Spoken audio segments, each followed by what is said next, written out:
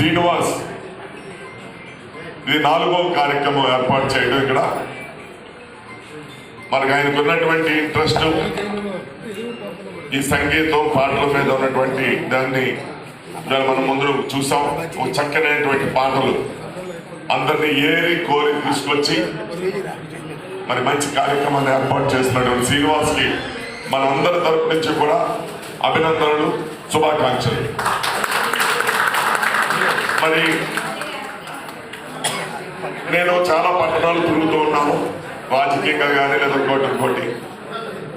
మన విశాఖపట్నంలో జరుగుతున్నటువంటి కార్యక్రమాలు చూస్తుంటే ఎంతో సంతోషం, ఆనందిస్తూ ఉంది.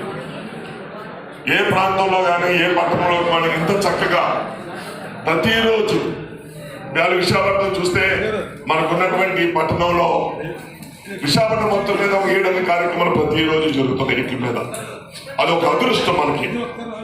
ఈ విశాఖపట్నం ఒక చిరు గ్రామంగా పుట్టినటువంటి, ఓ పల్లె గ్రామంగా పుట్టినటువంటి ఈ పట్టణం ఇవాళ 35 లక్షల మంది జనాభాతో ఏ రాష్ట్రం నుంచి ఏ జిల్లా నుంచి వచ్చిన ఆదరించేటటువంటి విశాఖపట్నంలో కళలకి, నాటకాలు, నాటికలకి ఇంత అభిమానం రావటం మరి ఎంతో అదృష్టం. ఇలాంటి పట్టణంలో అలాంటి కార్యక్రమాలు నిర్వహిస్తున్నటువంటి శ్రీనివాస్ లాంటి వాళ్ళందరికీ కూడా మనందరం మద్దతు తెలియజేస్తూ అతని కార్యక్రమానికి హాజరైతే చాలు, దాన్ని మనం సపోర్ట్ చేసినట్టే.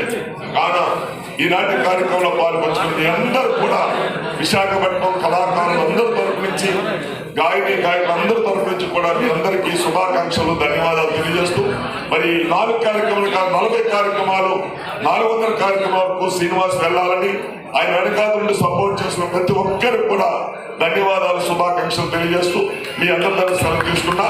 జై హింద్.